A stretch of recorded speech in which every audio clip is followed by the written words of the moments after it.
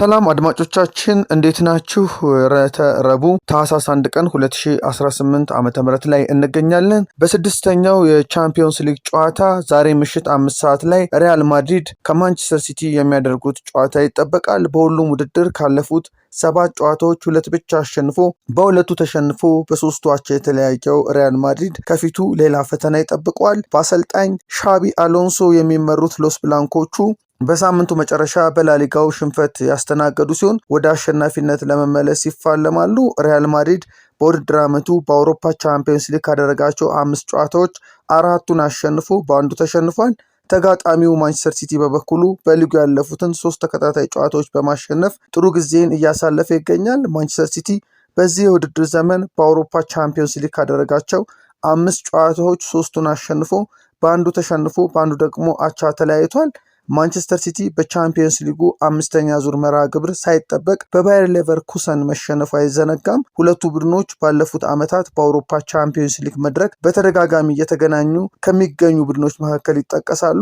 እርስ በርስ ካደረጓቸው ያለፉት 5 ጨዋታዎች ሪያል ማድሪድ በሁለቱ ሲያሸንፍ፣ ማንቸስተር ሲቲ በአንዱ ድል አድርጎ በሁለቱ ደግሞ አቻ ተለያይተዋል። በዚህ የውድድር ዓመት ምርጥ ጊዜ እያሳለፉ ከሚገኙ የፊት መስመር ተጫዋቾች መካከል የሲቲው ሃላንድ እና የማድሪዱ ኪሊያን ኤምባፔ ይጠቀሳሉ። ኪሊያን ኤምባፔ በ2025-26 በቻምፒየንስ ሊጉ እስካሁን ባደረጋቸው 5 ጨዋታዎች 9 ግቦችን ሲያስቆጥር ሃላንድ በበኩሉ 5 ግቦችን ከመረብ አሳርፏል። ኪሊያን ኤምባፔ በ16 ግብ እንዲሁም ሃላንድ በ15 ግብ የየሊጋቸው ኮከብ ግብ አስቆጣሪነትን ደረጃም እየመሩ ይገኛሉ። ዴቪድ አላባ፣ ኤደር ሚሊታኦ፣ ፌርላንድ ሜንዲ፣ ዳኒ ካርቫል፣ ዲን ሁይሰን፣ ኤድዋርዶ ካማቪንጋ እና ትሬንት አሌክሳንደር አርኖልድ በጉዳት ምክንያት ለሪያል ማድሪድ ግልጋሎት የማይሰጡ ተጫዋቾች ናቸው። በማንቸስተር ሲቲ በኩል ደግሞ የመሃል ሜዳው ተጫዋች የሆኑት ሮድሪ እና ኮቫቺች በዛሬው ጨዋታ የማይሰለፉ ይሆናል። ስፔናዊው አሰልጣኝ ፔፕ ጋርዲዮላ ከሪያል ማድሪድ ጋር 27 ጊዜ ተገናኝቶ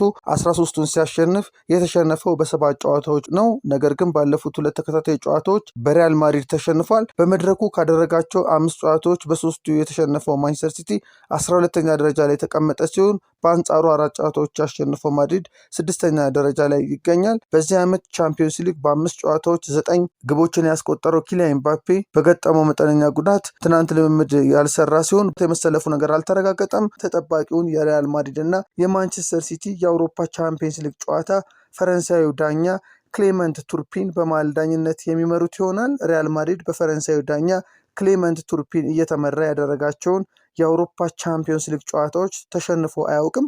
በተመሳሳይ ምሽት 5 ሰዓት ላይ አትሌቲክ ቢልባኦ ከፔዤ፣ ቦሩሲያ ዶርትሙንድ ከቦዶ ግሊምት፣ ክለብ ብሩሽ ከአርሰናል፣ ባየር ሌቨርኩሰን ከኒውካስል ዩናይትድ፣ ቤኔፊካ ከናፖሊ እንዲሁም በቻምፒዮንስ ሊጉ ሁሉንም ጨዋታዎች ያሸነፈው አርሰናል ወደ ቤልጅየም አምርቶ ከክለብ ብሩጅ ጨዋታውን ያደርጋል። አርሰናል ከክለብ ብሩጅ ሲገናኝ ይሄኛው ለመጀመሪያ ጊዜ ሲሆን ጨዋታው ምሽት 5 ሰዓት ላይ የሚጀምር ይሆናል።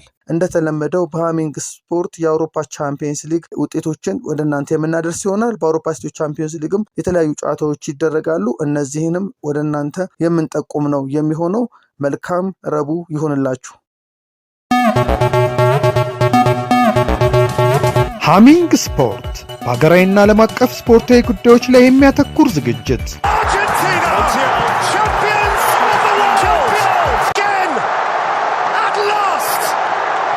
በሃሚንግ ስፖርት የስፖርት ዜናዎች፣ በተመረጡ ርዕሶች ላይ ውይይት፣ የእንግዳ ዝግጅት፣ የስፖርተኞች ግለ ታሪክና የሴቶችን እግር ኳስ በልዩ ሁኔታ ይዳስሳል።